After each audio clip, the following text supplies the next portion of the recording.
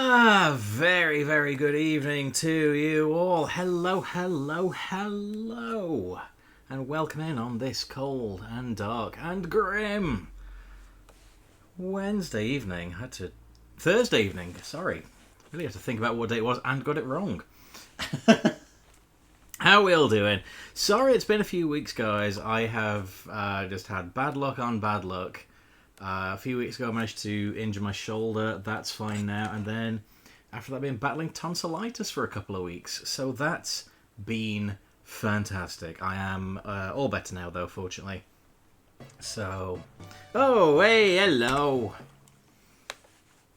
We got a couple of resubs here. Homer, thank you for the 20-month resub. Alex, thank you for the 17-month resub. Welcome back, thank you. Good to be back. Who's in chat? We got Red Madman. Hello. We got Jeppo. How you doing? It has been a while. We'll make that right here today. We got Scribble. Good to see you, buddy. Hope you're feeling a little bit better today as well. Homer's here. Afternoon on this side of the Atlantic. Might be called that's the warmest here it's been all week. Oh! I will trade that out and gladly. Finally finished the Legends DLC. Hell yeah. How's that going? So it's all good. I'm recovering. I'm doing all right. I'm fine. I've had a course of antibiotics, so I'm back to my regular self. Would not have been any use whatsoever trying to stream this last couple of weeks because you guys would not have been able to make a single bit of sense of what I was trying to squeak out of my mouth. Sonic Rumble Cross Godzilla. Yeah, I saw the thing earlier. That's pretty fun. We all know the real reason you began elevated liver enzymes. Finally got Baldur's Gate 3. Yes, you mentioned. How are you finding that so far?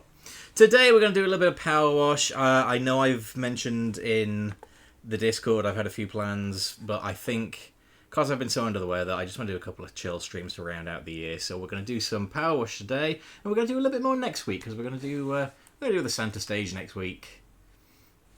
But today we're going to clean the ice rink. So actually we're doing these back to front because this is the newer one. This is last year's. The Santa one's 2 years ago.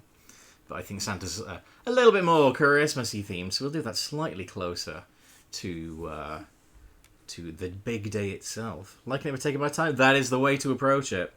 How are you doing, Scribble? You okay? I know you've been a little bit under the weather. Hopefully I can take your mind off of that. You had the opposite of yogurt, notoriously probiotic, for God's sake. Tomorrow's graduation from my associate degree. Oh, hell yeah, dude. Fucking excellent. You gotta be feeling good about that.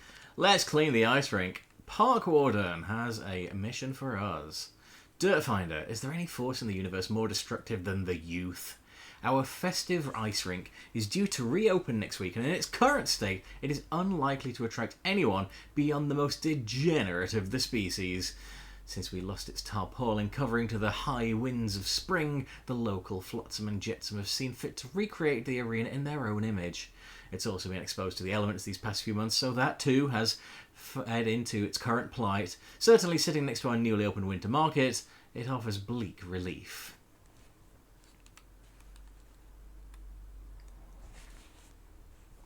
Like, we like a good old bleak old Christmas, don't we? Much obliged, Parkwood. Doing better, got a sore throat, not too bad, just some Alvarez. Good, hopefully you can be past the worst of that ASAP. So we're using the Prime Vista Pro for this one. I guess we have to lock into the particular ones on the DLC there, so let's start the job. Start this job with reset any progress on other seasonal jobs. That is fine, because we finished that one anyway. Straight up dooming your day. Hey, buddy, how you doing? Alright, let's have a look what we've got then. We got these little critters here. Little penguin dudes. Fence. Grimy as hell. Come on, to this wall here. Since we talked about weather earlier, it's currently 53 here, which is 11.6 for you guys. Honestly, after the last couple of days, I would take 11.6 because it has been chilly. Okay, that's outer wall. Do more martial arts clubs and sleeping dog. Oh, hell yeah! It's 8 here, but it feels colder. You got the wind chill as well to take into consideration. Giant baubles. So we got a bit of graffiti here. These delightful little characters. Oh, hello. A frog! Scribble, did you graffito this bauble? What else we got?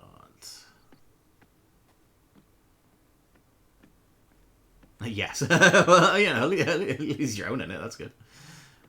Okay, we got... This doesn't seem too bad, actually.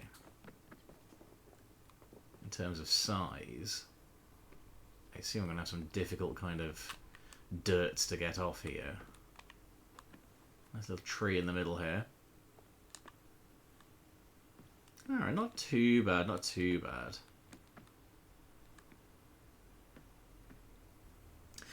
I love doing the pie face over the rail and hearing the scream like fun of the death. It's not that far of a fall. Very fun stuff to do. Very silly game sometimes. 2026 will be big. It certainly will. 202, among other things. In contrast, Monday's high here was 15, which is a minus 9.4. Holy shit. Yeah, you can keep that. Good news and bad news. Lay it on us, buddy. A lot's happened since the last stream. Cena gave up. The wrestling world didn't understand storytelling as a result. Oh my god, don't get me fucking started. Really bored as on my weekly walk with a Sharpie and found this ice rink. Alright, let's clean these penguin lads. Dirt Finder, I can't even begin to imagine the extent of moral decay present in our children that would make them behave in this way. Yes, Scribble, what's wrong with you? Okay, well, the penguins come in clean pretty easy. Have you seen what they've done to that poor polar bear? I dread to think. Crimbus. Yeah, Crimbus makes us all a little bit funny. I accept your explanation.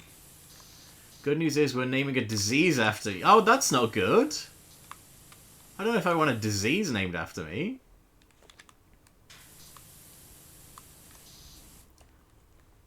Make sure to watch the black parts too, as Lilo would say. Hey, buddy, how you doing?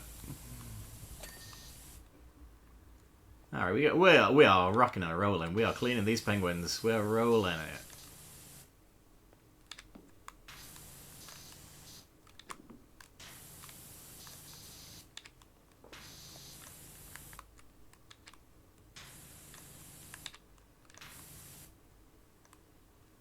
I wondered what the little things stick out of. It says they're a skating aid, so I guess you'd have them, you'd hold on to them if you were new to skating to help you not fall over. That's quite a cute idea. I like that. Not too bad. I'm doing a hell of a lot better now I've got rid of the old tonsillitis there. Oh my goodness, it's not fun, I gotta tell you.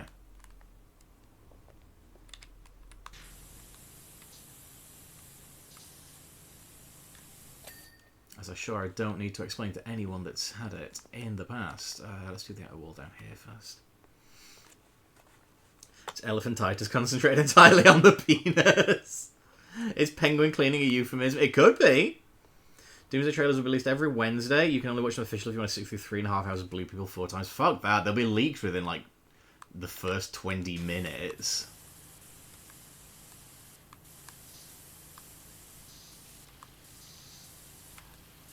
Like, if you guys enjoy Avatar, that's totally cool. No judgment here. I got no problem with Avatar. I just could not be bothered to sit through all of that. Sorry, guys. I watched the first one, I was like, this is pretty much... This is Pocahontas. I've seen this film before. It's Pocahontas but aliens. You know? And even then, I'm pretty sure Pocahontas is doing Dancing with Wolves, right? That's the film? Obviously, I appreciate Pocahontas was a real person. But that's not the point, is it?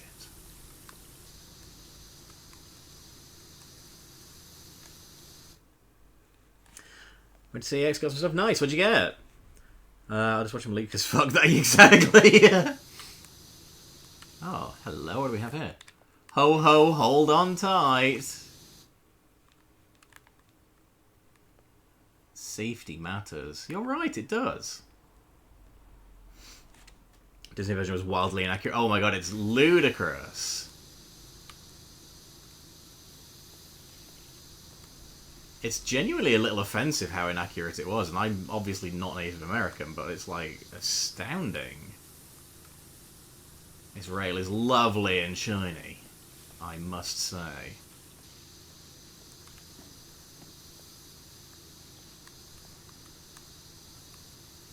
What's this one say? Live for winter, laugh on ice, loving the chill vibes.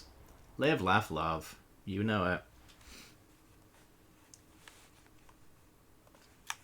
Monday Trade made the joke, I like the first Avatar, but when it's Pocahontas, they never made the connection, explained the plot of Avatar, they realised the truth. Like, it just is, right?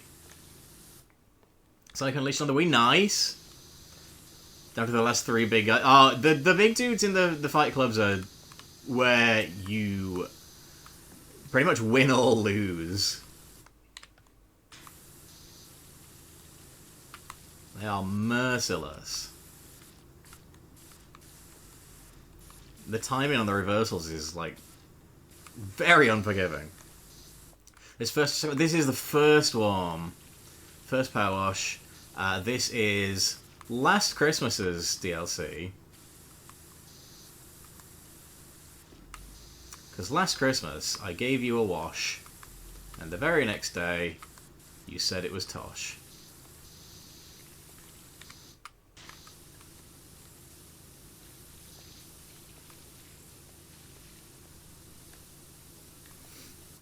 After finding out the real story, I wish we could have had that as an animated movie instead. Oh, for Pocahontas, yeah! I don't know why they felt the need to just make shit up wholesale, honestly. I found a lot of really interesting stuff out when we did the Pocahontas episode of Chattatouille. Like, the things they changed just in service of being able to do a Disney plot. I mean, not least of all, aging her up. Very strange. Some great creature designs in Avatar. I like the flying bison and the badger moles. I genuinely have no recollection of the first film. Like, I don't hate it. It's perfectly fine for what it is. I think it just left no impression on me, though. I know one of the lads from Bones is in it. That's all I can remember. I can't even remember which one.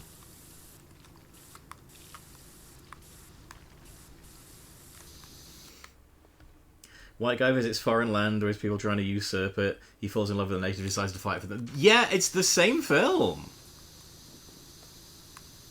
It's the same goddamn film.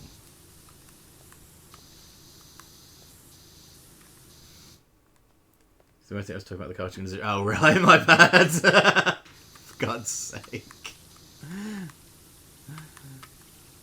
You tricked me.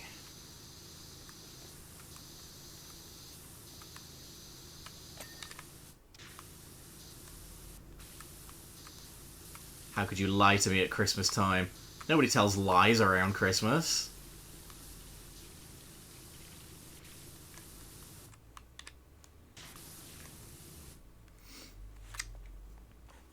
Continue to find the theatre recording. The currently officially released one of the ones leaked this week were confirmed to be real.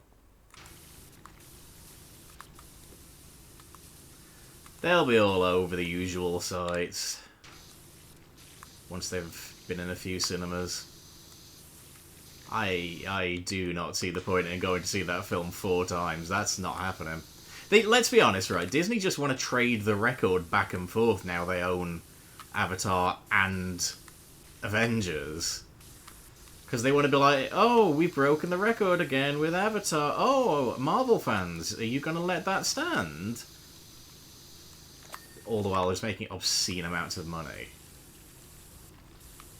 The thing is, though, like, because of the cost of cinema tickets these days, and because of how inflation has so fucked things, like, money taken at the box office is not really an accurate measure of success anymore. Ticket sales should be what we're looking at. But it's very, very difficult to gauge that, of course.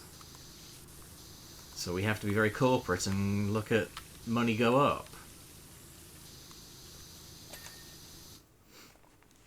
Aurora Borealis in this ice rink at this time of year. Pocahontas is coming to Disney Dreamlight Valley next year. I've never been less excited for a character. Just an aggressively fine film, you know? Like, it's okay. Wasn't she 12? Yeah, she was.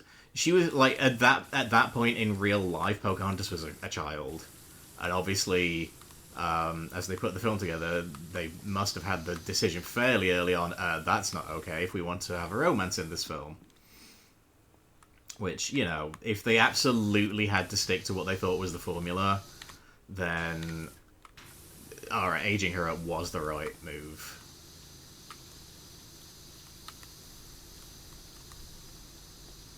I think maybe they should have just told a more interesting story, though. I still think it's really funny that, like, they thought Pocahontas was going to be the big success and Lion King was going to be the folly. It's just like, oh, this is just a bit of knockabout fun, this. No one's going to care about Lion King. How did that fucking work out, lads?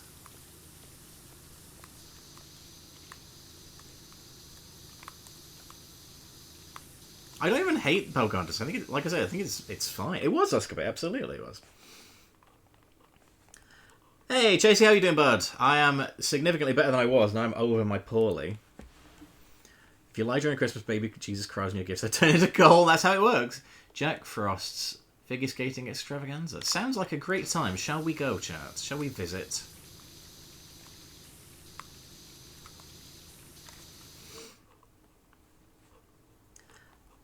They could have John Smith be her age. There was definitely a way to do it. I mean, I'm still not massively on board with casting Mel Gibson in that role. That's really strange to me. Was he, like, collecting British characters? The famously Australian Mel Gibson.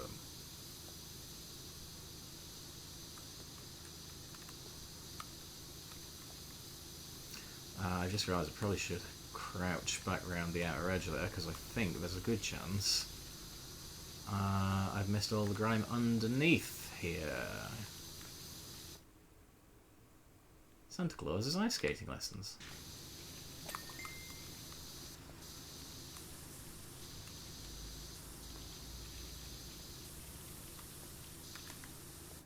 Oh yeah, there's quite a bit underneath actually. That's very irresponsible of me. Highly unprofessional from this power washing business.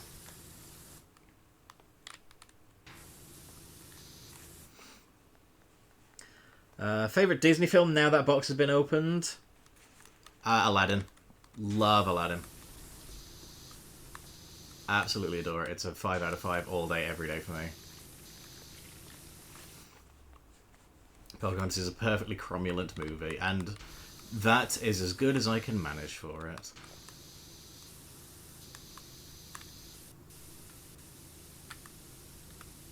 I would say, I mean, obviously, again, if you guys listen to Chattatouille, favourite film is not necessarily the same thing as best film, because I'm very much of the opinion that The Lion King is Disney's absolute pinnacle, but Aladdin is my number one favourite, and I don't think that's ever likely to change.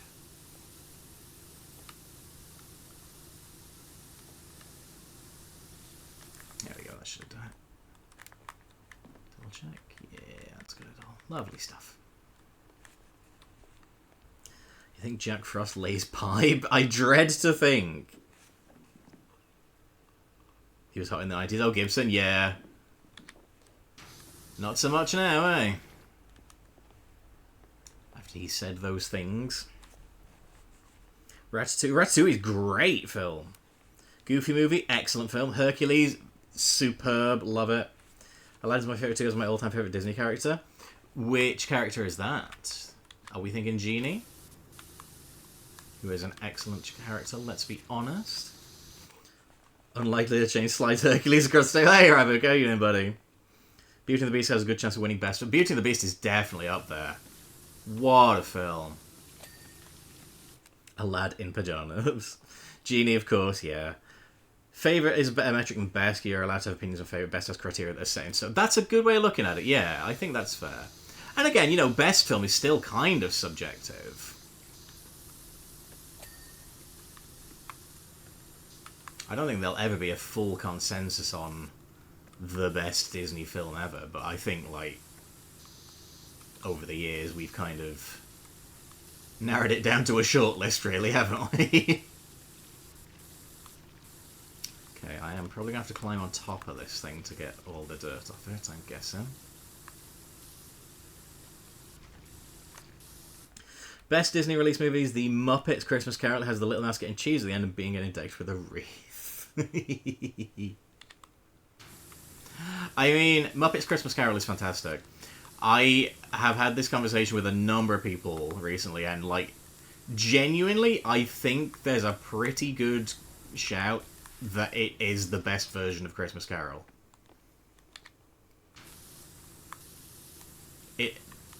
You have to get, you have to get over the fact that the actors are Muppets. You have to accept that. Once you're over that hurdle, it's astonishingly faithful to the book.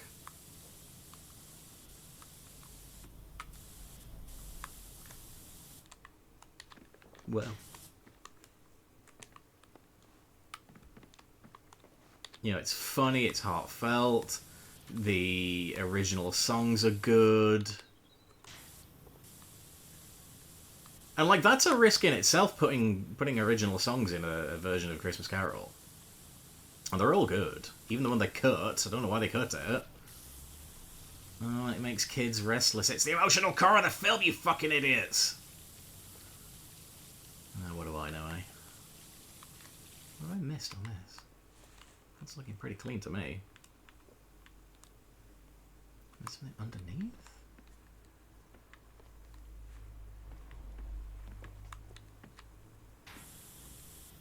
Oh, there we go. Lovely.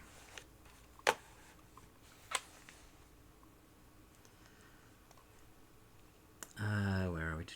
Robin Williams is my favourite actor. Character literally written for him being obvious. Yeah, dude. And I mean, like, one of the most legendary performances in all of the Disney pantheon as well. So good, so funny. I love that, like, he just ad-libbed like fucking crazy, and they were like, well, okay, we'll pick and choose the funniest bits. And they did, and they were right to do that.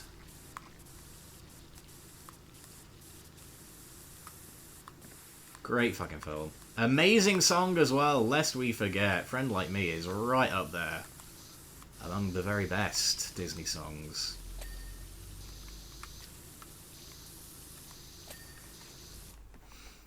Prefer Pixar's films over straight Disney? That's fair.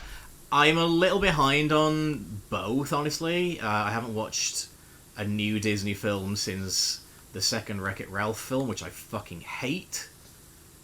It's, like, abhorrent. It's one of the worst Disney experiences I've ever had. Which is a shame, because I love the first one. Second one's hateful, hateful film. Just nasty. Mean-spirited. I think that's, like, one of my least favourite things anything can be, is just mean-spirited.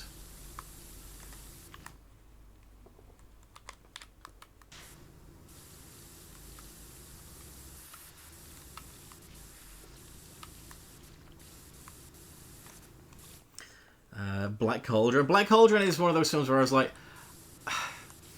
I watched it for the podcast. By the way, incidentally, for any of you guys that are listening and or watching rather than you don't know, I do a Disney podcast called Chatatouille. So do please check that. I do that with my best friend Victoria. We're going to be recording new episodes in the new year as well, once we reset. We've been talking about this recently, so do get caught up. We've got as far as the Disney Renaissance. More to come. But yeah, we watched Black Cauldron for Chatatouille, and I was like, maybe it's not as bad as I remember, and it's just bad. It's just stankin'. Bad film. I mean, it looks really, really nice. That is about the best thing I can say about it. It looks nice. It's just very shit.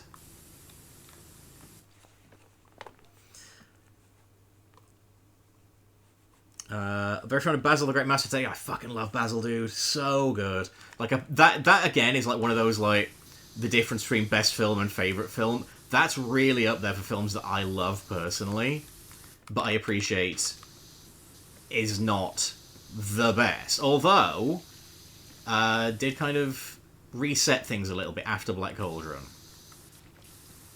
the incredibly necessary Basil the Great Mouse Detective. Doesn't get enough love, I think. Muppet Christmas Carol, my favourite Christmas movie? Good Peg. Miss Piggy's been cheating on Kermit, can't give him credit. That can't be canon, we can't have that.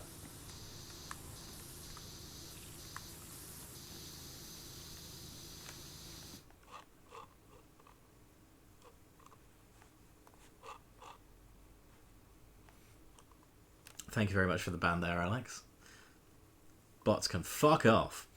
If Michael Caine can get over it, so exactly, dude. If Michael Caine, one of like Britain's greatest actors, can accept, hey, my co-star, fucking Jesus, my co-stars for this film just happen to be like hand operated.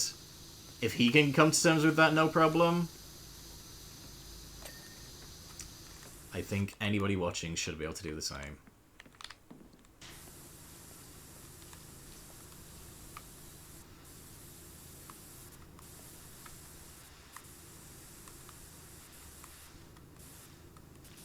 Oh yeah, we do have the old aurora going off there, don't we? And a Christmas tree. No, it's a gnome constellation in the sky there.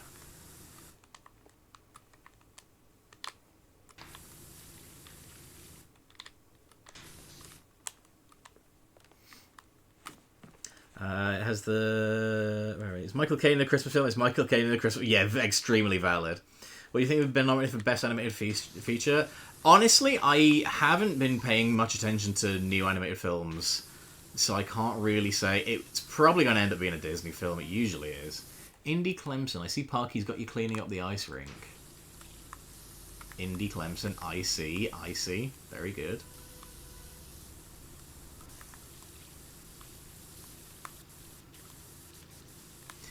Think he'd happily flush us all away too, given the chance. Oh, Indy. It's not that bad, is it? He's just a grumpy old bugger. Don't listen to him, mate. It's not worth the effort. It's just not worth it.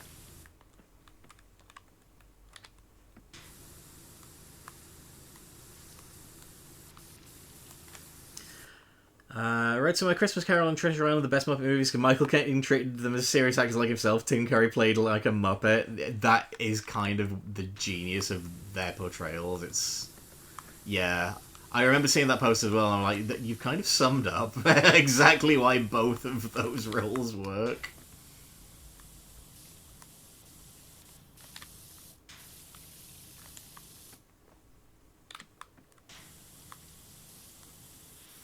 Makes kids restless. It's fine cutting the song and suddenly everyone is sad for no reason. They're allowing 2025 films for it. K-pop Demon Hunters, Chainsaw Man movie. Watch the advert for that yesterday. I could not figure out what the fuck was going on. I'm sure if you're a Chainsaw Man fan, it made all the sense in the world to you. I was looking at it like, I'm baffled. I got no idea what's happening there, guys.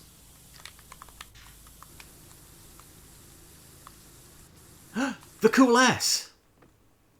Oh my god. You can't ask me to get rid of the Cool S.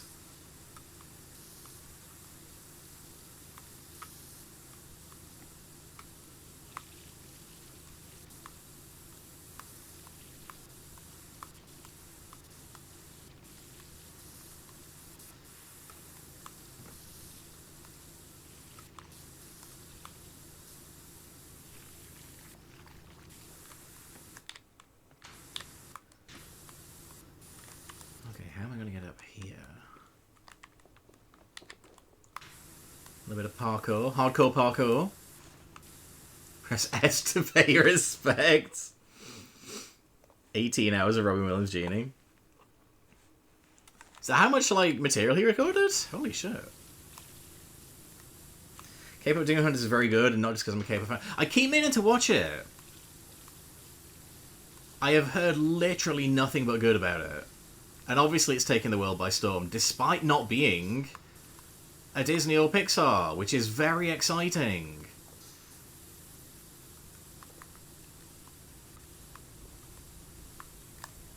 Like, yes, let some other animation studios have a go. Let some original properties that aren't Spider-Man give it a crack.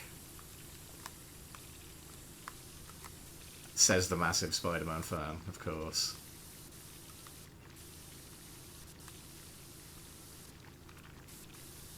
Hey, we're a quarter done, look at that. Goodness me. We're cleaning up here. Yeah, anyway. Lovely and shiny, that. Dan Castellaneta does a decent job being Gene after Robin's passing. Yeah, I think, like, if you want someone that can do all of those voices, it kind of has to be Dan Castellaneta. Like, there aren't many people that could have a similar sort of vocal range and repertoire to Robin Williams, and he's up there.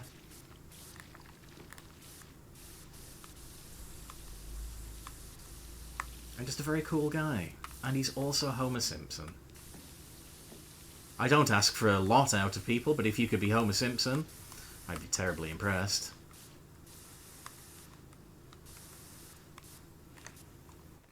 Hopefully Encanto get the awful films taste out of your mouth. Hopefully, holy shit. We've got Frozen 2 to watch as well, and honestly, I kind of don't care.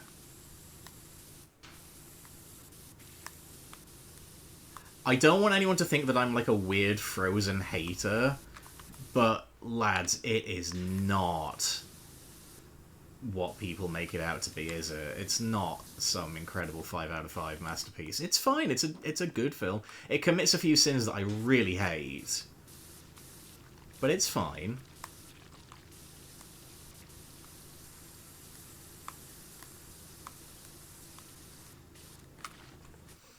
They call me Mean Spirit. Encanto's a gorgeous movie. Coco's brilliant. I have to check both of those out. Piggy's been fucking Jeff Keighley. Half of Hollywood's had operated. Hey, now. So the rumours go.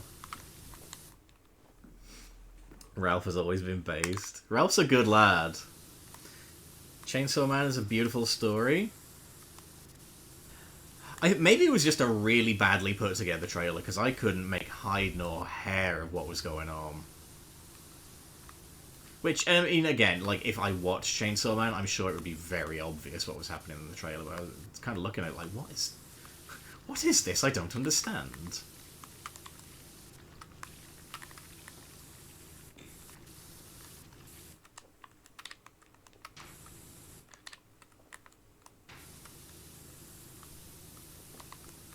Man who doesn't watch show doesn't understand show.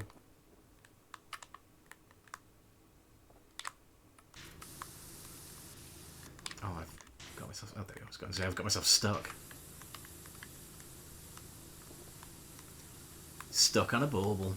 What a way to go.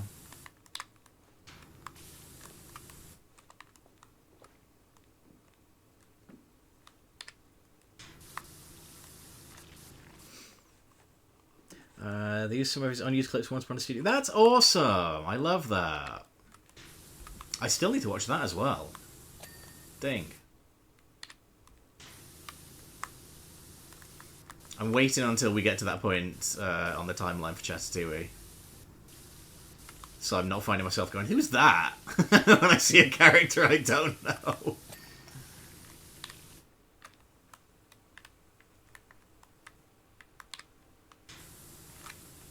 There's only one scene that isn't authentic to K-pop. It's because they're a more authentic scene. People at Sony told them to change it. Interesting. I like Aristocats. Aristocats is a good film. Underrated, I think. Again, I wouldn't call it a 5 out of 5 Disney film, but it's good. Sometimes you need a film that's a 3 or a 4, you know?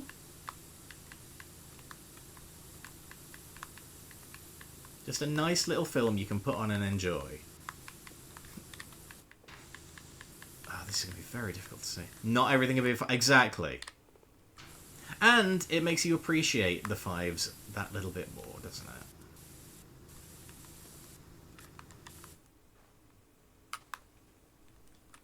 Okay, finding the last little specks on here is going to be tricky.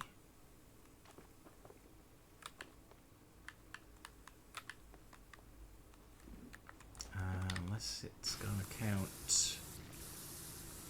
Oh, it is. It is counting the bit under the rim here. Excellent.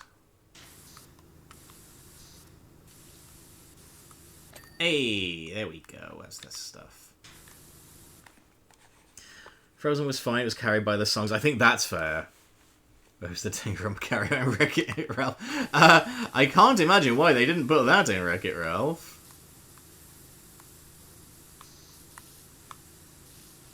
My knowledge of Frozen is based on the Frozen level in Kingdom Hearts 3.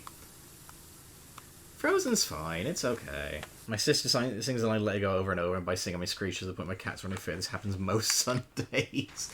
I would not be putting up with that. I'd be having words. I'd be like, listen, it's time for you to let it go.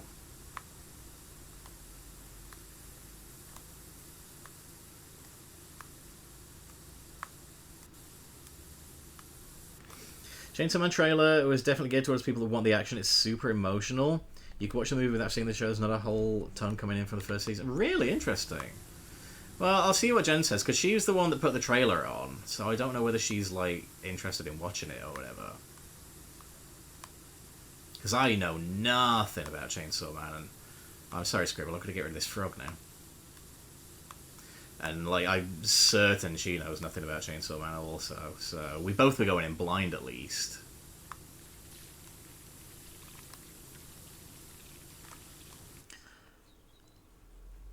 So worth it, don't know how I didn't cry. Sonic is canon in Disney, that's true. Art Erasure, that was a Banksy. Shit. If you want to cry, it's a good one to see. I don't mind crying at films. I'm comfortable in my masculinity, I'll cry at a film. Do you know, honestly, I'm kind of weird. Like, films and TV are the only things I do tend to cry at, and that's probably not very healthy.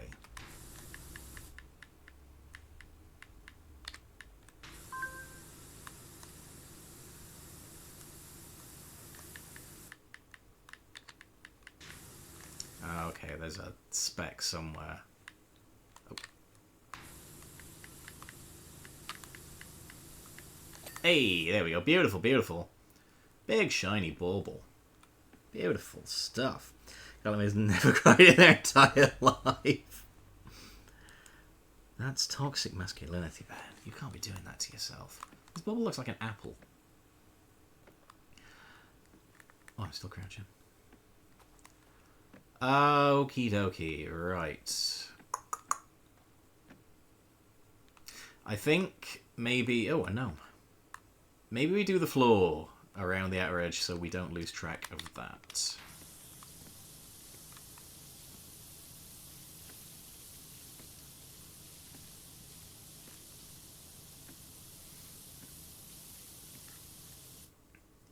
I've been emotionally stunted due to the brain.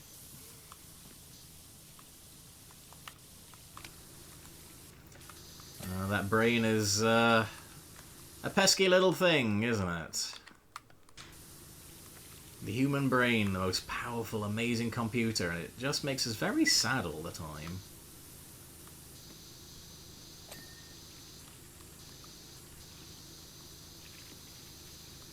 Things you want for 2x2, wrong answers only. Honestly, I just am excited to see what the new scenario is going to bring.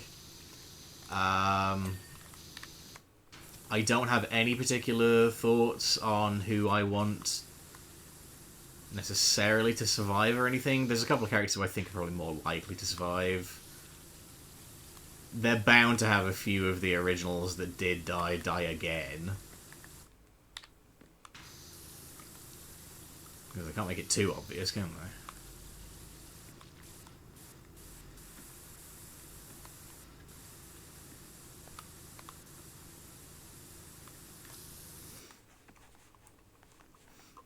I cry all the time in a healthy way. Hypothetically, a person who doesn't feel a strong emotional connection either way may or may not know how to cry healthily. That is true. You are right. You're right.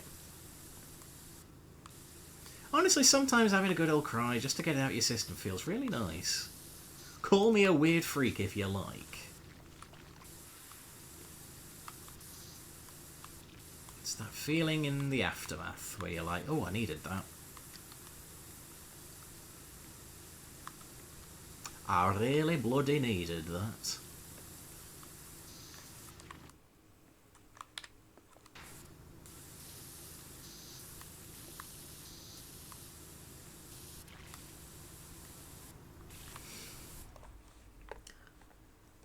Don't disagree. How does one do that? Honestly, I wish I could sometimes. I wish I could, like, turn it on and off, you know what I mean? Sometimes I'm really frustrated and I just want to let the emotions out and it won't come. Stick on a sad film or TV show and there we go, I'm off. Who's dying? Hopefully not me. A UK one? I don't know. I don't know if there's, like... Because they're all set in Japan, aren't they? So I don't know if there's any particular reason to, like, change that, honestly. Whereas I got choked up but not fully there. That's also fair. I think, like... The thing is, as well, and I'm not saying this to be, like, armchair psychologist, because I'm not an expert. That was a little generous, but I'll take it. I think, speaking as a male, because that is the only thing I can speak as, of course, there are weights of expectations on how we respond to certain things. And I think, in a lot of cases, we're kind of hardwired and hard-programmed. I think you should speak as an octopus. We're kind of hardwired to, like, keep these emotions in. And it's only really these last few years where people are sort of going, hey, that's probably not good, actually. Like, dudes should cry as well.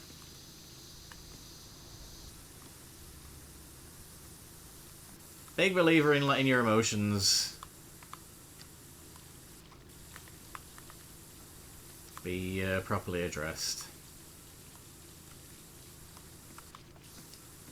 Because it's either that or you bottle them up and you make yourself worse. But you are right, some people don't really know, like, how you go about getting those emotions out. And that's okay, that's fine. I think it's very important to acknowledge just having those feelings, though, even if you can't necessarily process them, even if you can't make yourself cry. I think it's very important to be like, hey, this makes me feel XYZ kind of way. Because again, I think if you ignore your emotions when they're negative, you're always going to have them. You're never going to address them or feel better. So acknowledging that they exist is the first step to overcoming them. Last week was rough. A guy that my two younger sisters treated like a young brother, someone I knew enough to be friendly with, took his own life 2 weeks ago. Oh, dude, I'm so sorry to hear that, man. How are you holding up? That's fucking rough, man.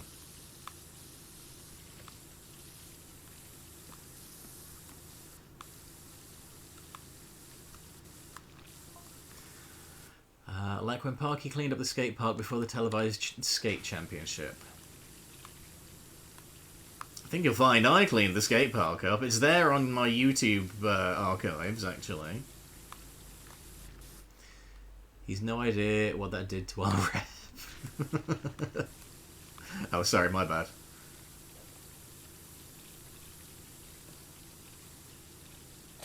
That was also quite generous. Oh, this is complex. The Bucketon crew have been rinsing us ever since. Mentioned it in therapy, more or less said it'll take as long to feel something as it has not feeling anything. So maybe I'll be able to cry by 50. Hey buddy, there is no right or wrong answer on these things, you know? Just do what feels right to you. And what feels right for you. Didn't affect me as much as it did my sister. It was tough watching how it affected them. It's awful when something like that happens because you're always like replaying in your mind, oh, was there anything I could have said? Was there anything I could have done that would have prevented this? And the answer is quite often no. You know, it's not the fault of the ones left behind. But grief is one of those things where it's like, that was extraordinarily fucking generous. Grief and depression, unfortunately kind of feed into one another quite a lot. And, you know, as has been explained to me, losing someone that you care about, losing a loved one, is a traumatic event. It is a trauma. So it's very easy for it to feed those feelings, and then you're kind of paying them, like, forward constantly. And you have to kind of, like, you gotta fight. You gotta stick your stick in the ground, you know, plant your flag and say, hey, it ends here. And that's really, really fucking difficult to do sometimes, to be able to, you know, find that strength to say, hey, depression's not winning. I refuse. That's so fucking difficult. And people that are able to fight those emotions are so fucking brave.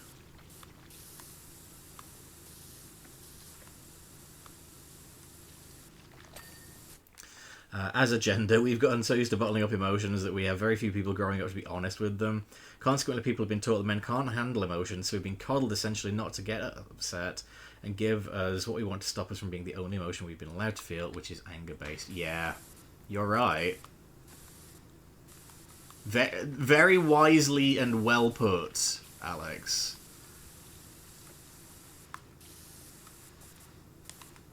There's so much, like, psychology to the way that men are, like,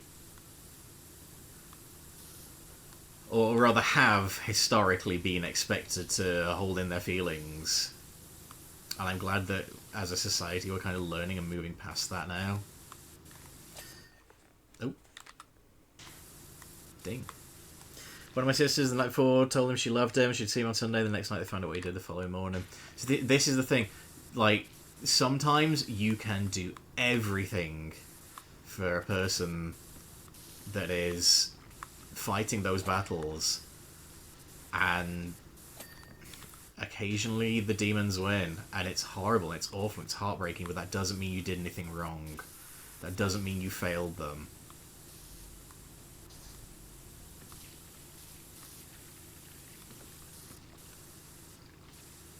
Oh, we got that one. It's this one, isn't it? There we go. It's not in any way an indictment of your sisters. You know, it's not. It doesn't reflect on them that something like this happened, and I hope that they know that.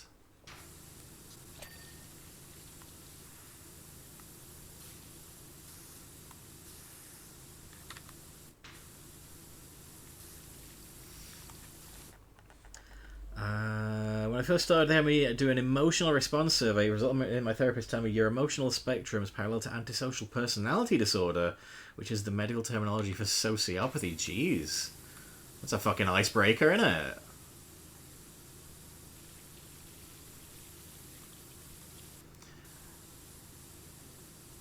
I think, and again, I am not a therapist, I'm not a psychologist, but I think, again, that's one of those things where, because we have kind of a better understanding of neurodivergence and the autism spectrum, I think now we can kind of go, okay, hey, like, some people just find these things difficult. It doesn't mean that they're a sociopath, you know? Because my experiences with therapy have not been very good, I will be honest. But I feel like if I went today, it would be a very different experience, because I've got more information at hand. And so too do the therapists. Constantly evolving industry. Industry's a weird word, you know what I mean. A study, a science, an evolving science we'll go with. Oh, I've gone over here. Nice. Grief isn't an exclusively death-based event. You can grieve over the loss of a friend or a relationship, or even something treasured is lost. Yeah, no, you're right. There's lots of... And again, it's all a traumatic event.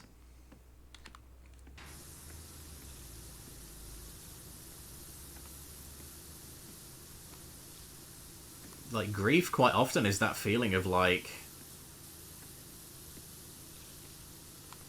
having a loose end and being completely unable to do anything about it, like it being out of your control.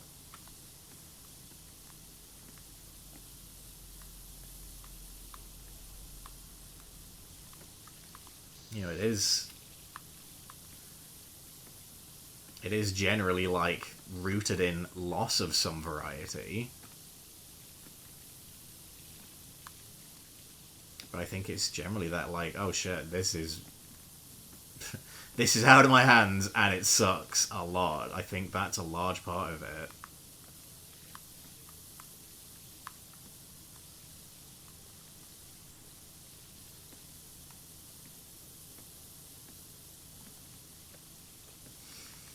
It's a shame this is still the growing up experience. I've hit a lot of kids growing up. It's getting better. It's a long process to get right. Yeah. See, again, we are, as a society, slowly learning. We're improving. We're iterating. And it'll take time. And there are things now where it's like, I wish society would catch up in a lot of regards. But we're not all on the same journey, you know?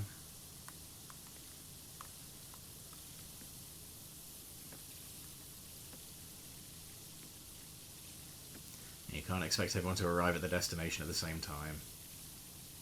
We will get there. You tell me I have a strong sense of morality, it's not based on an emotional response. Well, having a strong sense of morality is not a bad thing. I think that's, frankly, it's probably one of the more admirable traits you can have, really, isn't it? It's not like... oh my god, it's graffiti of the park warden. That's so fucking good. It's not like your strong sense of morality is putting you in a position where you're going out dressed as Batman every night and beating up criminals. I think having a strong case of what is right and what is wrong is a good thing to have in today's world in particular, where people seem very ready to throw their morals away. I think that's a good thing. You should be proud of that. Mike Shinoda was asked about Chester Bennington. He said, I loved him. No, sorry, I told him I loved him every time we spoke. If I was there, what would I have done? I'm not stopping him, because if he truly felt it was the only way to escape that pain, who would I be to not give him that relief?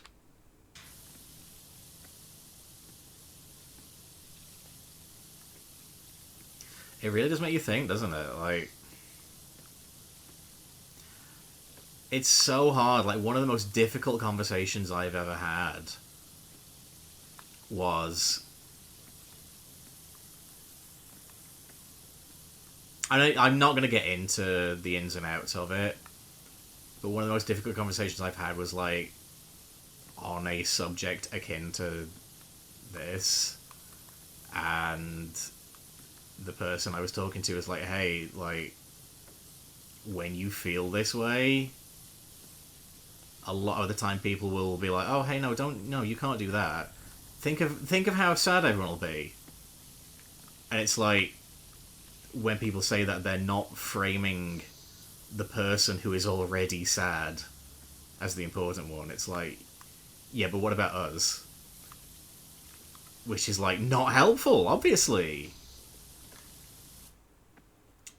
And it's like, I've never really thought about that before, and yet it seems kind of obvious. And yet at the same time, it's difficult to know what to say, isn't it? To have a metal suit, allegedly. Guilt is never the answer. No, because that only adds to it. That only adds to the feelings. I will say, though, that doesn't make it untrue when someone says, you know, if you weren't here, I would miss you. I think you should take that at face value.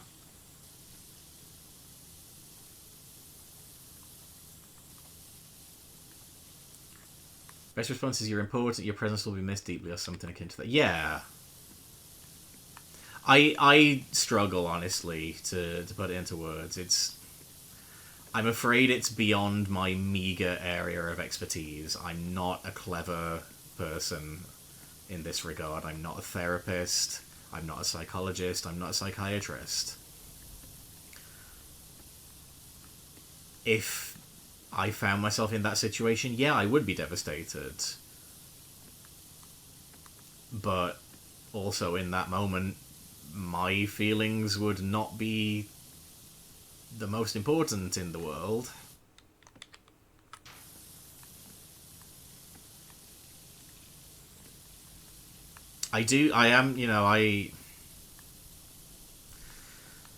Sorry, it's difficult to find the right phrasing for it. I am very much of the opinion that there is no version of this world that would be better without you in it. And I know that's not that's not very much. That's not a very convincing argument, I will grant you. But I don't think there exists a world that, like, would be improved by you not being in it. But I know that's not what it's about when people feel like there's no other way. I understand that. It's about that pain, that anguish that they feel, and I get it. You know Gnomesy, the street artist. Oh, there we go. That's a Banksy reference for you.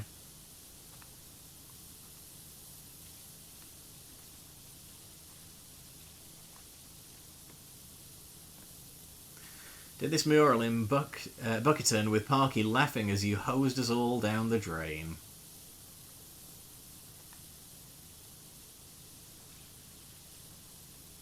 Soz, man. I don't know what to tell you. So humiliating.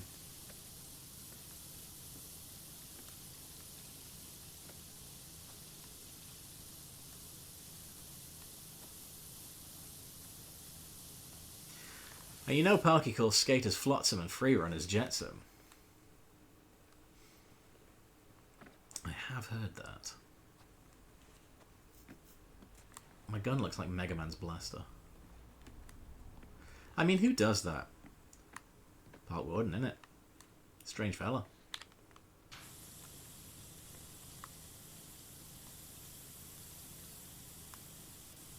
Holy crap, we're at 61% done. Bloody hell, lads.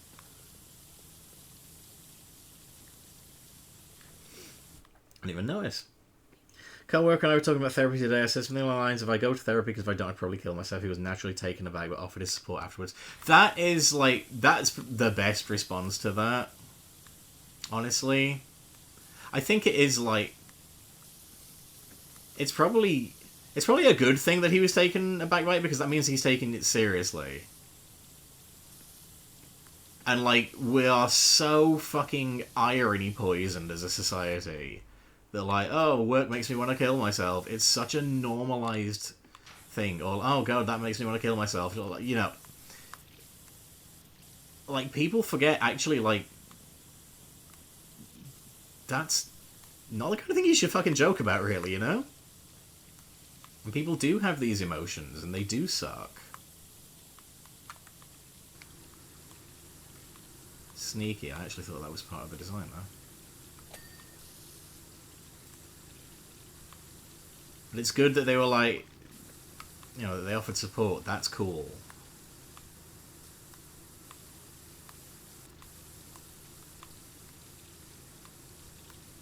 I will say, like, something that always makes me feel a little bit anxious, I guess, for want of a better word, is when you see people on social media that are like, oh, hey, if you're feeling, if you're feeling sad, my inbox is open. You can always drop me a line. And I'm like, right, and a total stranger messages you, and then, like, then what? Now you're on the hook for them? Like, don't say stuff like that unless you fucking mean it. You have got to mean it when you say things like that.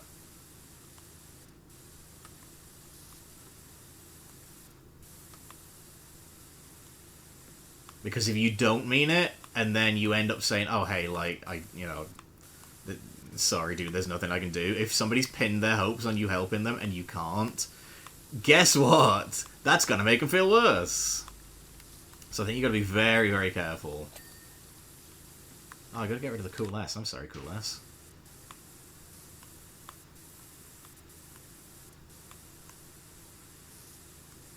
%. We're 2/3 of the way done. Say, unironically, some days I'm feeling that way. I need to let it out without actually harming myself. It's a real bastard when you feel that bad and that down.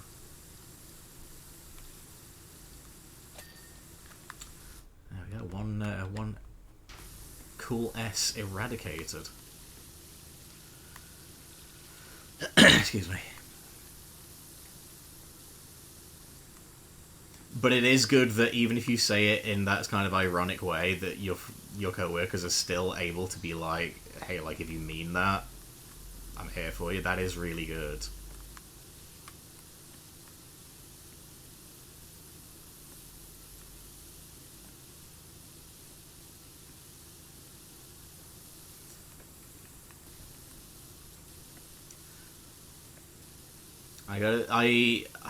I think that, like, no matter how bleak things may seem, there's always gonna be someone, there's gonna be at least one person who cares and will help you when you're feeling that way.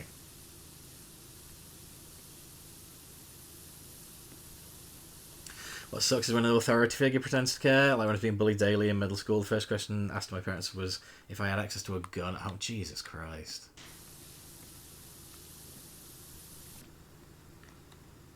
Oh, imagine. He's going to be covering some dirt, isn't he? There we go. There you go. Little gnome fella. My main issue is I don't like projecting my problems onto other people. I definitely don't feel like I have an adequate support system. I fully understand, like, not necessarily. I wouldn't necessarily call it projecting, but I get what you mean. Like, on some of my worst days, I've been like, well, everybody's got stuff on their plate. I don't want to talk about it. Like, it's not fair to add to their pile of things, but like, that's what your friends are there for, you know? That's what the people around you are there for. And genuinely, I am very sorry to hear that you don't have, like, you don't feel you have that support system.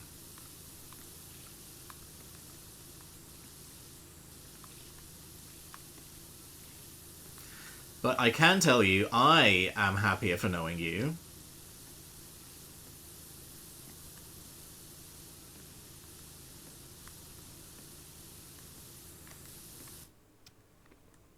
My friends don't care about mental health for the most part. See, this is the thing about mental health. Like, a lot of people don't understand it, and it's one of those things where it's like, to a lot of people, it's just a non-issue. Because I don't think they understand the severity of it. I don't think they understand how it can happen to any of us. So I don't think it's even necessarily like people don't care. I think it just doesn't register to them, honestly. It's like a lot of the big issues of the day, and I'm not going to get into them because I'm not qualified to talk about all these things. But a lot of the big issues of the day are things that, like, most people probably don't really have an opinion on. For right or for wrong, because, like, they've got their own shit. And that doesn't mean that they wouldn't care if anything happened to you. They probably just don't think, you know? Like, I think that case of, like, you know, you saying, you know, they don't care about mental health, I don't think it's necessarily that they don't care. I think it's just, it probably just doesn't register to them, because it really doesn't for a lot of people. There we go. One nicely clean floor. And now we're going to go around again and do the wall. On the other side. Despite not having kids, the dad joke part of my brain is screaming for me to say when I'm asked about mental health, I say I don't mind.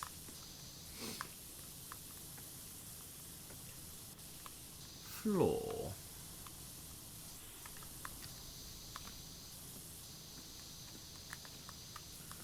That's where the bodies hit in all those ECW music videos.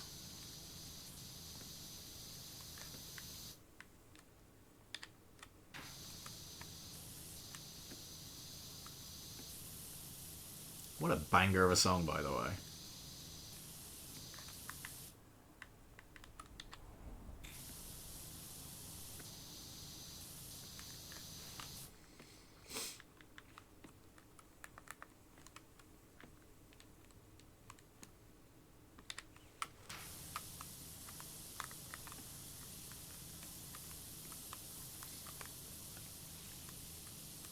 So we got to see the TKO. Not to be confused with the company of the same name.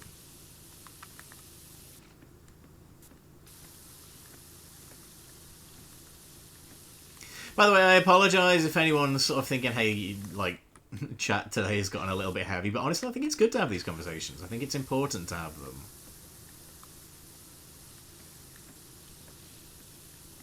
Tess is much cooler. That's because Tess rules.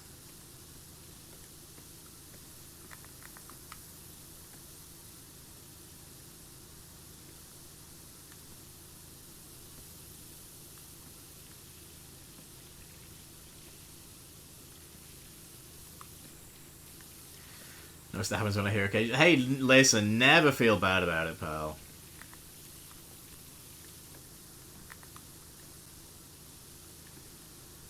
It's not like you're bringing in, like,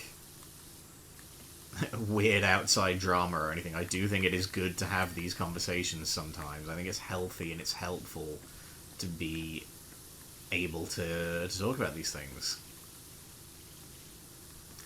If it makes you feel even a little bit better that we do so occasionally, then so be it.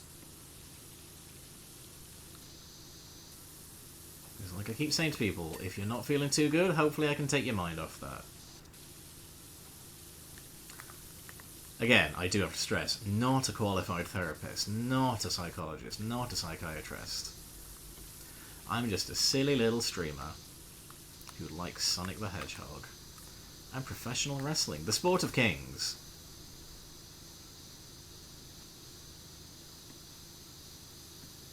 But if I can put a smile on your face for a little bit, that is good enough for me. What's mine no matter what matters, never mind, yes! The oldest of the old Simpsons references.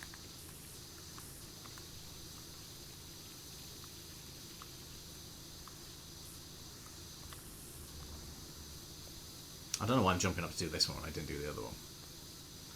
Just showing off, innit? Great book I read for mental health is The Body Keeps the Score. Let the body keep the score. Sorry, couldn't help myself. Great read, especially if you're struggling. Helped me through a lot.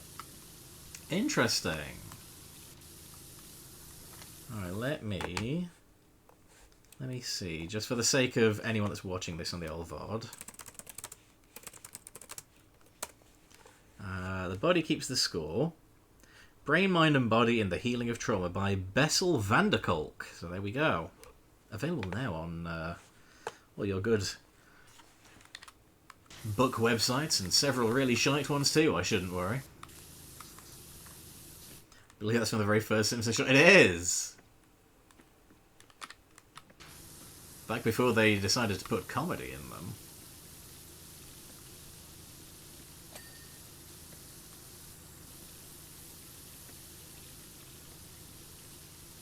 I can't read, sorry. Valid, fair.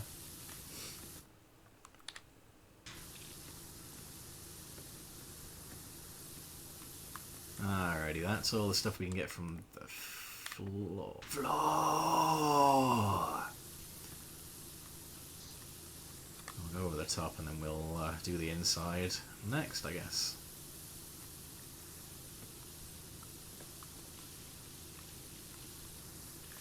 The had comedy is very dog humor when Maggie takes Rockabye Baby literally and gains trauma from it.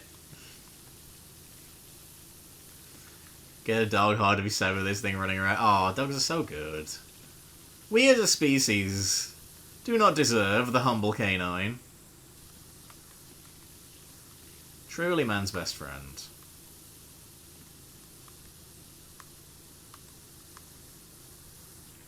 Actually, while I'm here, I might as well do it, wouldn't I?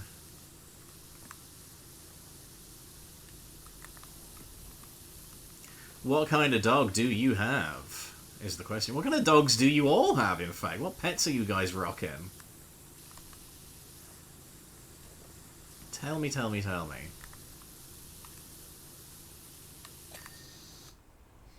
More of a cat person, that's because I understand their nature to be judgmental.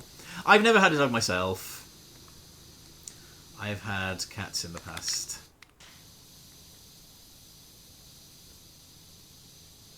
currently petless. The situation at the home,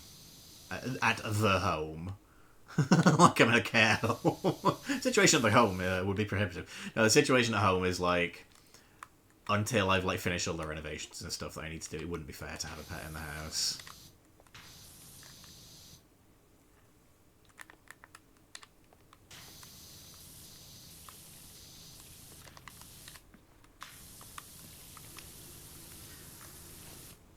Two German Shepherds. Hell fucking yeah. Cool dogs.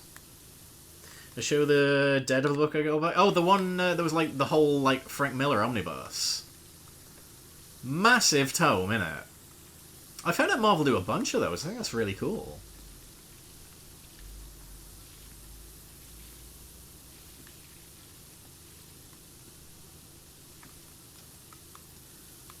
Currently, in my Marvel read-through, I am coming up on the end of 1964. About 20 or so issues to read. There's very little Spider-Man to look forward to for the rest of 64. I'm taking victories where I can. Oh, Spidey's far and away the best of early Marvel. Like, it's not even funny.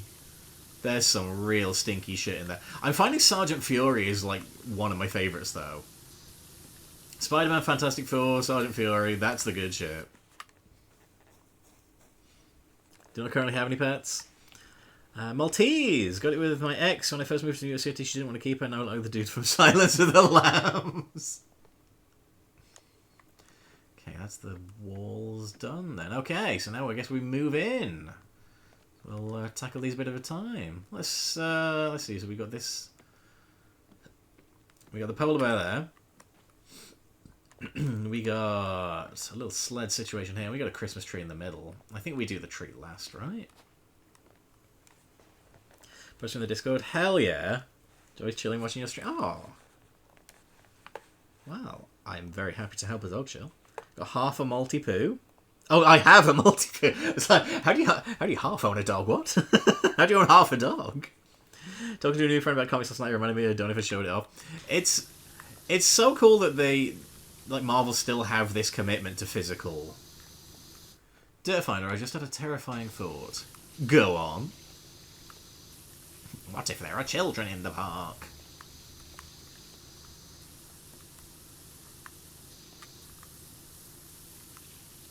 Polar bears and penguins don't coexist in the wild. You're not wrong. He's on the money there. That's extremely valid. It's Christmas though. You get to make it up. It's cold. You get to lie. In fact, they live on opposite ends of the earth. They do. This is true. This is a fact. Opposite poles and all that. Polar opposites, you might say. Because polar bear and that, innit? Do you think the depiction of them interacting like this might impact our takings? I think you're probably fine, man. I don't think you've got to worry too much. I think it's probably okay. A lot of people probably just don't care. They just think polar bear, cold, penguin, cold, ice rink, cold. And that's good enough for a lot of people, you know?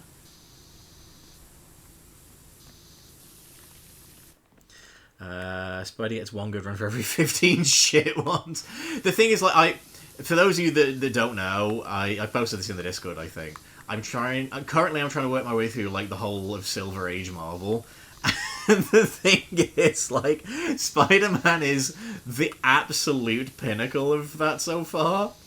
And I don't think that's likely to change. Annoyingly, I have read the entirety of Silver Age Spidey. So I'm like, oh, this is really good. Can't wait for 2 years from now when I can read some new stuff.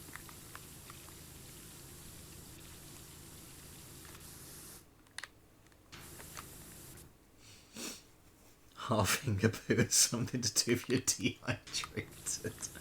Wish I could afford game Marvel Unlimited again. Dude, it's like one of my favourite apps. I love it so much.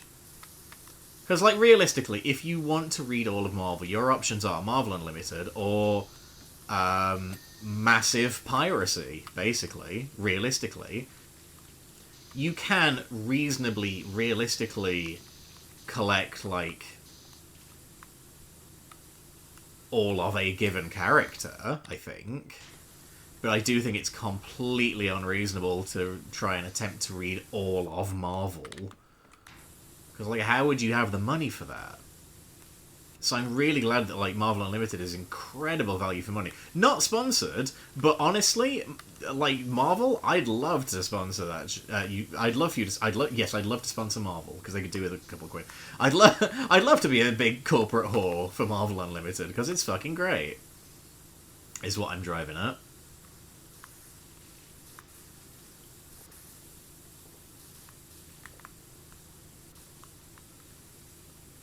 Let's not get too in-depth into how Marvel treat their creators in terms of royalties and things like that. And their inability to retire. Lovely, that'll do. Oh, each individual skis its own thing as well. There we go. But yeah, no, tremendous app. I see as well, like, they're doing a thing now where, because they're doing the crossover with DC, you can get money off a DC subscription, and, like, part of me's like, oh, that seems really good, but at the same time, I know I would only read Batman on there. So, I can't justify that quite as much. Because I kind of don't...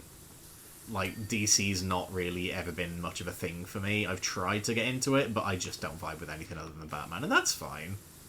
There's a lot of comics, you can't read them all, you know? Like buying the X-Men trades, never know which order the story's going. That's a huge problem that a lot of people find in terms of, like, getting into Marvel and stuff. Is, like, where do I begin? And with X-Men, you've got, like, 20 different very decent answers for that. Like, you've got the original run of what is now called Uncanny X-Men, like the Stan Lee, Jack Kirby stuff. Most people would pretty much tell you, like, hey, that's not great, and so far that is kind of my experience with it. Like, it's fine, there've been a couple of good issues, but it's not as good as the series would go on to be. But then, like, the big stuff is, like, the Chris Claremont run. That's the big, like, major X-Men stuff. But there's a lot of that if you want to get into it. Like, it's not so easy as just saying, like, hey, go read Claremont. There's a lot of books, you know, that you got to read in, sometimes in specific orders, and, you know, you got to to get the full picture of some of the characters, you have to read a lot of side books and stuff as well. There's a lot. I've been using CMRO, Complete Marvel Reading Order, which has been an absolute godsend of a website for tracking things like what books to read next. Like, particularly working my way through Silver Age Marvel. So handy. Like, literally all I did... the only thing that I've had to change is adding in Sergeant Fury. That's the only thing that I've had to add in. Because it's, like, technically it's not, like, modern day 616. It's like it's a World War II flashback comic. But it's so worth reading. It's really good. So, like, I've like, fiddled about with the stuff on the website there, and, like, you can add in, like, series that you want to read, and it slots Sergeant Fury in really neatly among the other books. Oh, it's turning it from a brown bear to a polar bear.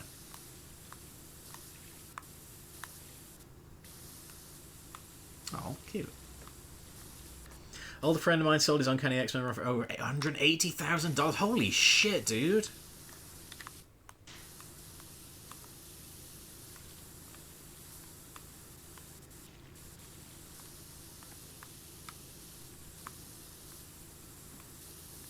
Grab my trades. Oh. Alrighty. Interested to see what you've got here. The whole thing with me, like, doing this big run of reading Marvel was because, like, initially I was like, hey, I want to read Claremont's X-Men. And then I was like, oh, but there's stuff that I have to read to get into that.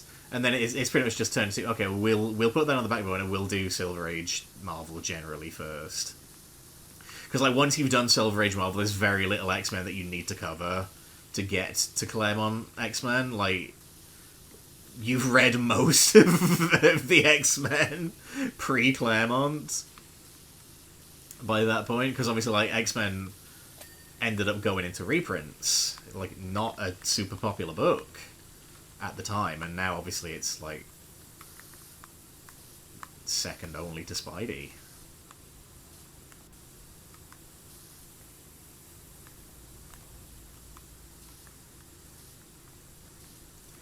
%, we're closing in on the final little bit.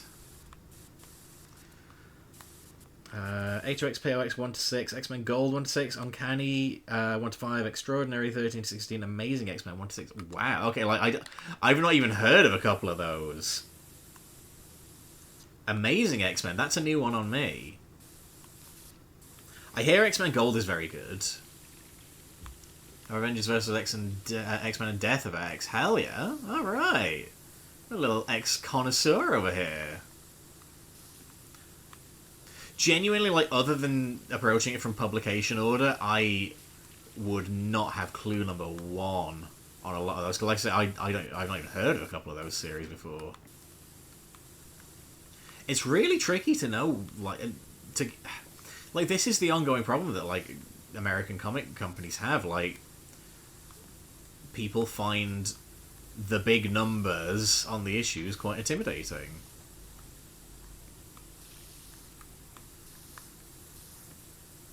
Okay, you need to be slightly more generous with the polar bear here, guys.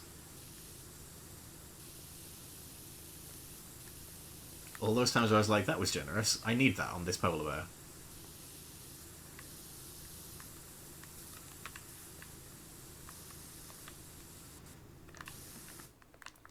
Anything else I missed on him? Oh, his scarf's a separate thing, damn it.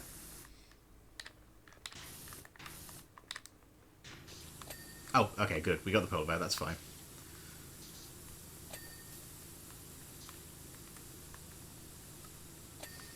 Why do you keep spraying my man's taint? Listen, you gotta have a nice clean taint. It's gotta be done. Nobody likes a dirty taint. Taint nice. Taint appropriate.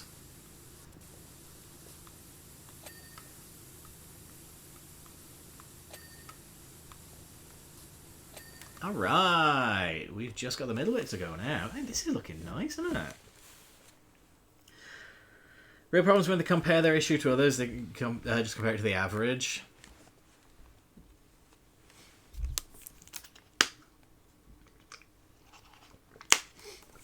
Yeah, it's weird because, like, I know there's this whole, like, adage of, like,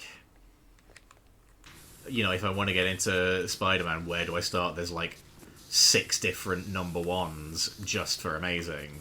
If I want to get into a manga series, where do I start? Volume 1, done. And I know that's a gross oversimplification, but it's like, well, it's that, you know, there's truth to it.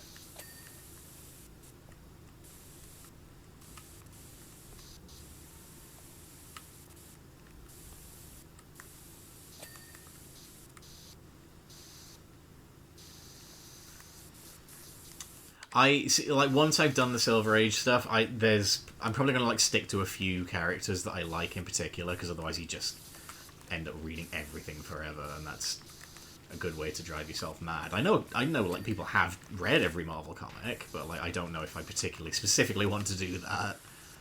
I probably would like to read all the Spidey stuff. But that's so difficult in itself. Like, there's so many, like, spin-off series and related characters you have to read.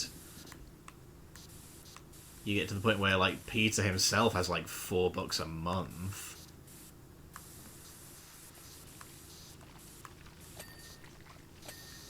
Reindeer Lodge.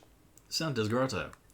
Ice cream party. Ooh, ice cream party. I'm in. My dick joke went over. He said, oh, no, I'm sorry. Oh, I get it. Oh, for God's sake, compared to the average. God's sake. I have a way to read the digital comics. It's not as efficient as Unlimited. It is free, though. Amazing X-Men has Nightcrawler, Firestar, Northstar, Wolverine, Storm, and Iceman sailing through hell on a pirate ship. Fuck yes, that's amazing. You sold me on that.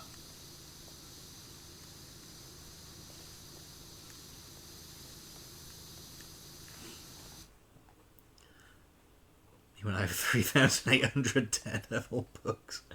My issues of Uncanny have Magneto, Mystique, Sabretooth, M, Psylocke, and Archangel, and the team kicked ass. Like, these all sound like pretty fucking amazing characters here. I ain't hearing a stinker among them.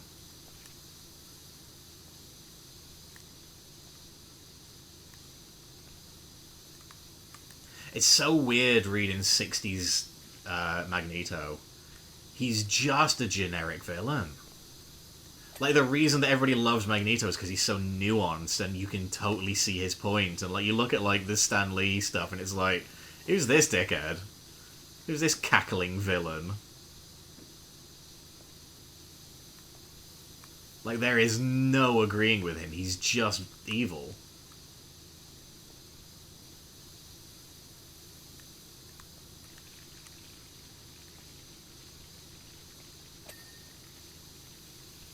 It's really funny, like, at the minute, they're doing a whole storyline where it's like, oh, Quicksilver and the Scarlet Witch, oh, they don't seem as evil as the rest of them. Maybe there's good in them.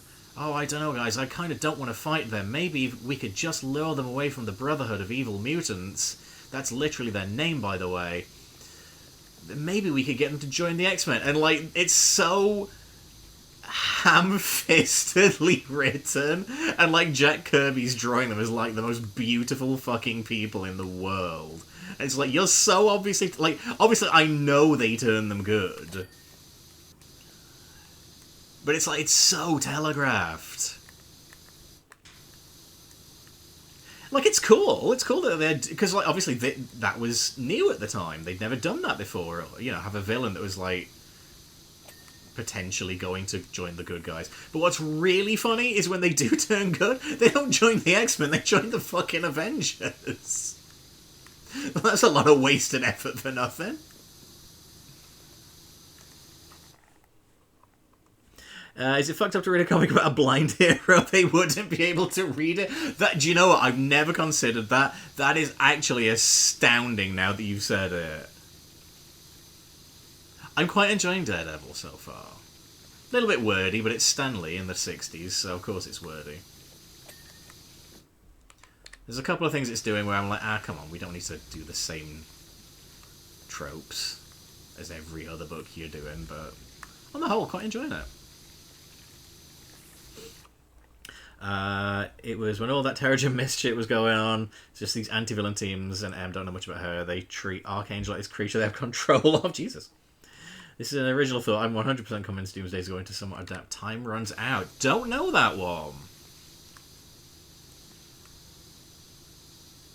But that's okay, because it's good for them to go outside the old comfort zone there.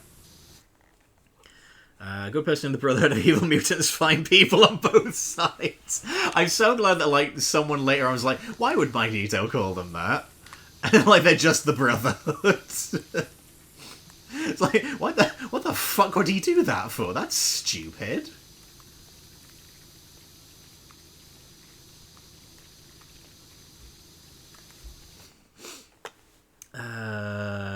Give me the Russo's tease on social media. Yeah, but that team has Captain America. Yeah, dude, to be fair, like, that's a fucking good reason to join a team. Do you know, honestly, as someone who is very much not American, I'm really enjoying Captain America. Having read a little bit of his Golden Age stuff, just to sort of familiarise myself with his origins, I really like Cap. There's something very honest about that character.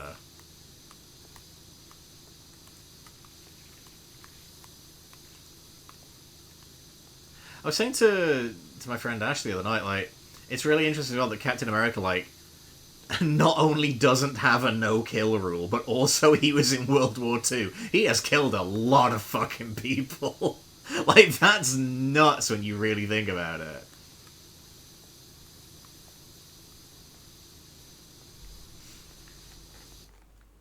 Daredevil can hear the words on the page. That's kind of how it is, how it sort of goes. Let me give you the best Daredevil recommendations. Hell yeah, by all means. Time runs out leads into Secret Wars. Oh shit, interesting. Evil black mutants use the group called the Brotherhood and second guesses his alignment. Fucking hell. I would hope people like the guy that literally fought Nazis. Seriously. We have Cap and Namor in the MCU. We need the best Marvel character. Original Human Torch. I quite like Original Torch as well from the little bit of Golden Age stuff I've read. Like Cap is clearly the best one from that era. But yeah, Original Torch, Jim Hammond, he's good. Namor's fantastic. Love Namor. We were saying the other night, like, Namor's basically Vegeta, but Marvel. Like, he's just a dick, but you wouldn't want him not to be. Captain America reminds me of Kurt Angle. Dude, the crossover is insane. If not for the fact that Kurt Angle was, like, better as a heel, I think they'd be, like, 1-to-1. Angle is Captain America. They're Nazis, they don't count. You're right, they're not human. They're subhuman scum. Fuck them. He set Hitler on fire based. I love how Captain America's first, like, literally the first image we ever saw of him is him socking Hitler in the fucking jaw. Go on, Steve, lad.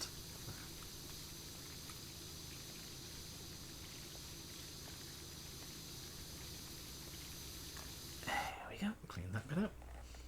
I like him to touch me, Spider-Man's boyfriend. I've just kind of gotten to the point in continuity now where Johnny Storm Torch is like, he's like kind of admitting like, yeah, okay, I actually do like Spider-Man. He's a cool guy.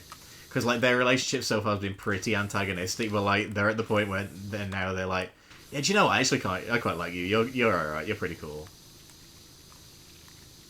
And obviously, like, that leads on to, like, one of the best friendships in comics, which I love. You'd be surprised how many people get offended with seeing Nazis get beaten up. Hey, do you know what we call someone that's offended at seeing a Nazi get beaten up? A Nazi. So we don't care if they're offended. Fuck them. Historically, the Punisher is related to Kurt Angle. Do you know what? You're right. Insane sentences that are accurate. I forgot he was already in the MCU as a cameo in Iron Man. Oh shit. Is he Mick left WWE? Yeah, I have thoughts on that. Like, it's one of those things, I can't remember who put it on Twitter, but they were like, well, the best time to leave was ages ago, but the second best time is right now. And I think that kind of sums it up. Because to me, I'm like, I don't know, dude. He seemed pretty willing to forgive the MAGA people that he was friends with. He seemed pretty willing to give Vince McMahon the benefit of the doubt. But the president being a crass, uncouth moron about Rob Reiner is where he draws the line. Like, okay, not the thing that was generous. Not the thing that Vince McMahon stands credibly accused of. You draw the line at Rob Reiner? I don't know, Mick. And I love Mick Foley. I fucking adore him, but it's like, I don't know, dude. I would probably drawn the line before now if I were you. But, again, he has drawn it, so... better late than never. Yeah, you're right. And, that, you know, no disrespect intended to Mick Foley, because, again, I fucking adore Mick Foley. One of the greatest professional wrestlers of all time. That's a man that, frankly, has been abused by that company for so long. He should have walked away a long old while ago, and I think probably the reason he hasn't is probably because he does care about the fans. And I respect that, but at the same time, it's like, I don't know, man. I want you to respect yourself as well, Nick. Can you do that for me, please?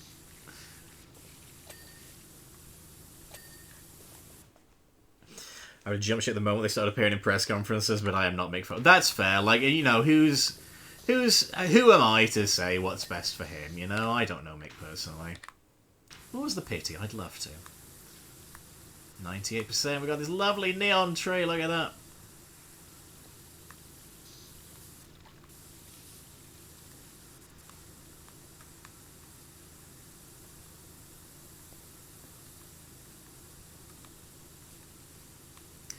But yeah, like I say, the best time is right now. I I watched the show on Saturday night. That's the first wrestling from WWE that I have watched in months and months and months and months. I do not think I'll be going back anytime soon, honestly.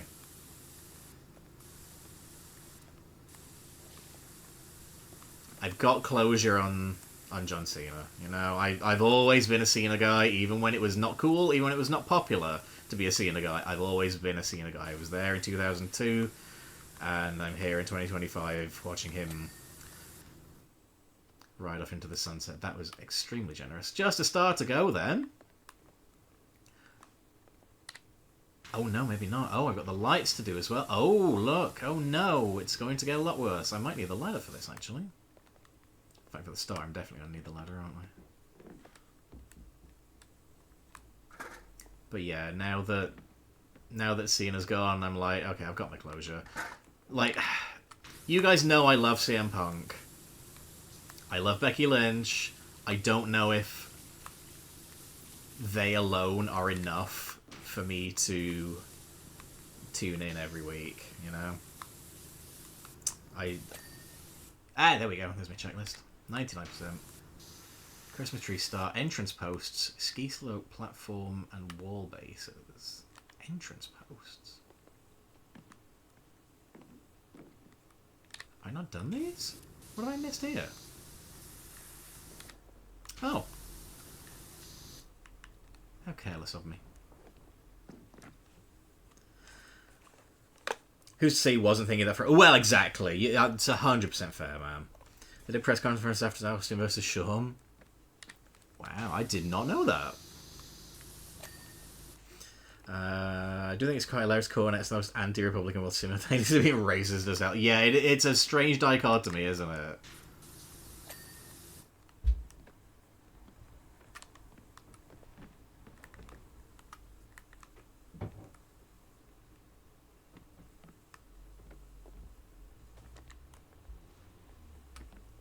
Ski slope wall bases. What mean you by this? Oh. Oh, no. Oh yeah, ski slope platform wall base. Okay, oh, right, okay, so it's somewhere around here. Aha, I'd missed something here then, I guess.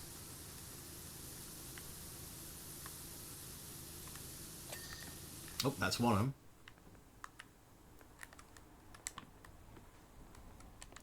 So it's got to be around here then. But where?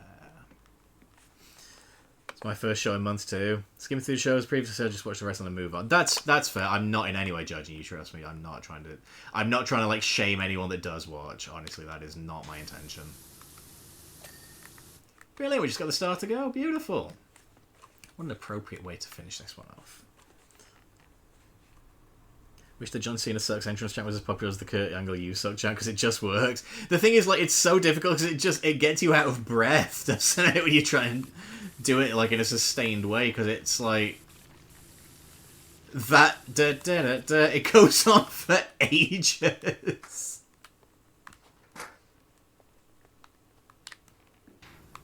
I think I remember people being like, yeah, that I tried it and I'm just it's not gonna work.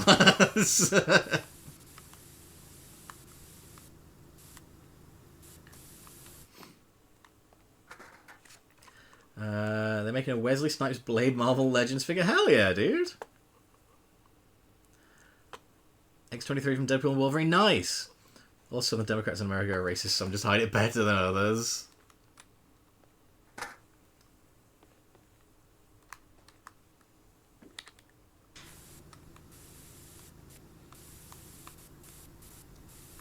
I think we've got this one wrapped up.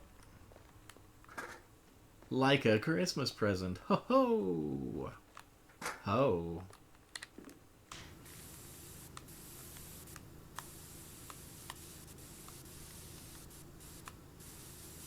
Hey! Job complete. Mwah! Beautiful. Let's have a look around, shall we?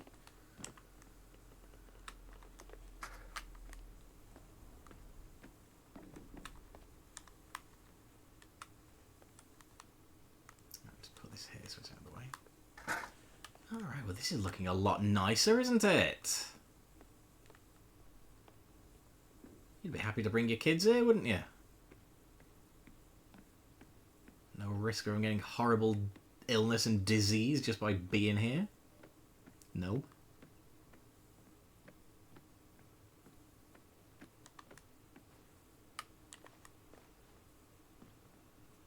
Beautiful stuff. Beautiful stuff.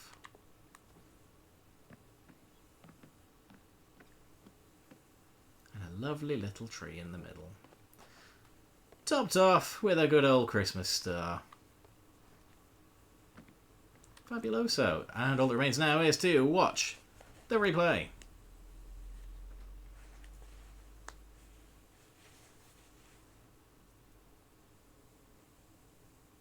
Very nice, very nice. Dirt Finder, looking at it now in its clean aspect, it does seem to be missing something. Would I appear weak in the eyes of the youth if I permitted them to add a flourish to the scene here and there? The polar bear looked so noble with that moustache. I'll see to it personally that your invoice is cleared within the calendar year.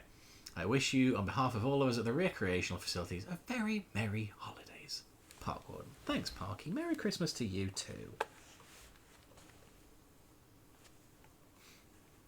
Is the ultimate test someone that I can trust you? Do you like potato salad? Never tried it. I'm not a salad guy. You don't get a fig like this with salad. Might be in the minority. Think it's cool Gunther was put over. I don't mind him going over. He ride this forever. He needed it after Mania. Oh my god, Mania did like knock him back ages. EJ Movement, hello. How are you doing today? Was it really that much of a surprise people seeing put Gunther over? Not at all. I don't think it shouldn't be a surprise at least. My interpretation of the ending was exactly how Cena intended it to be. The argument I got into was for nothing. We're moving nearly that fast. I call shenanigans. Didn't surprise me either. Him tapping pissed a lot of people off though. Yeah, because people like, oh, it's okay to give up on your last match, then, is it? Like, no, dude, you're missing the point. It was him coming to terms with the end and him being like, you know what, this is fine, this is okay. It's not actually a salad fair. Alright, well, we nailed that. That was an easy $200. Beautiful stuff.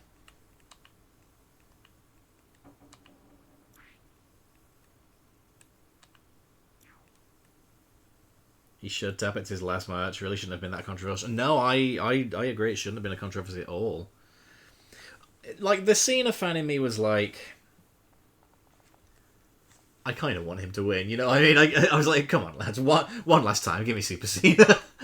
In a way, like, it is kind of heartbreaking because, like, as somebody pointed out, for one time ever, everyone was on his side. No split crowd. Everyone was on Cena's side. This was, from that perspective, this was the time to have him go over. For him to finally have won everyone over. Like, I get that angle, but at the same time, it's like, well, John wasn't there on Monday, Gunther was. So, hey-ho. Never give up doesn't mean never tap out when some fucker's choking. You don't know where this narrative came. I agree entirely, man. Appreciate the image of me smiling right before he taps being used as a reaction to attractive women that can beat us all up. Best part was the ruthless boost Triple H. Oh my god, he was so shaken. It's so funny. Gunther's post-SMNME promo was great. I'm not surprised, Gunther is great. Everyone was on his side because Gunther's that good too. Yes!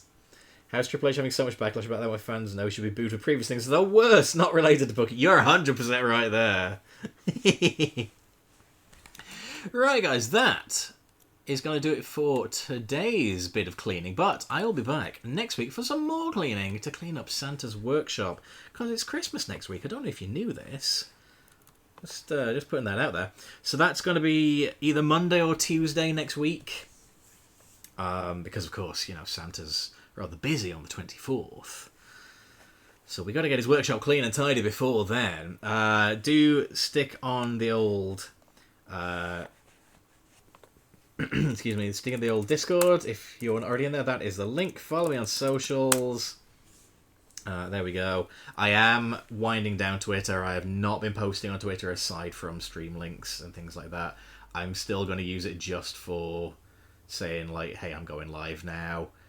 I might honestly stop doing that as well, honestly, because I'm not seeing a great deal of point in stinking around on Twitter at this point. You're kind of shouting into the void at this stage, aren't you?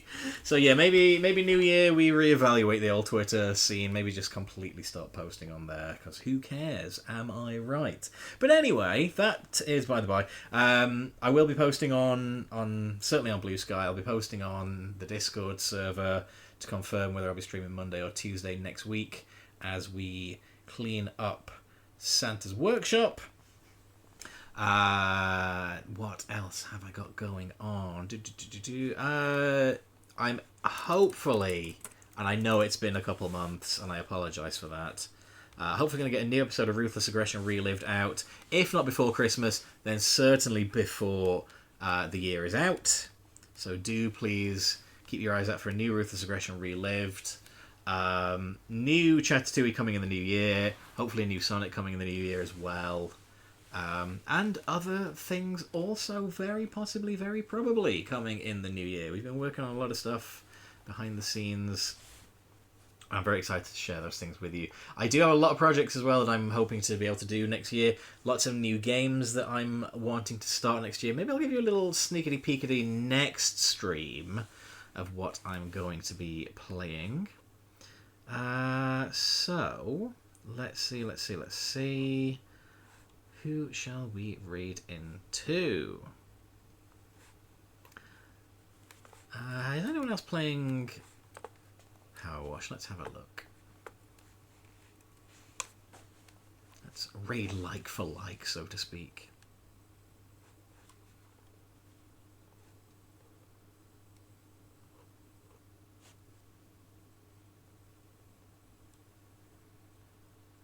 Someone's doing the exact same level I've just watched. And they've all got the same idea.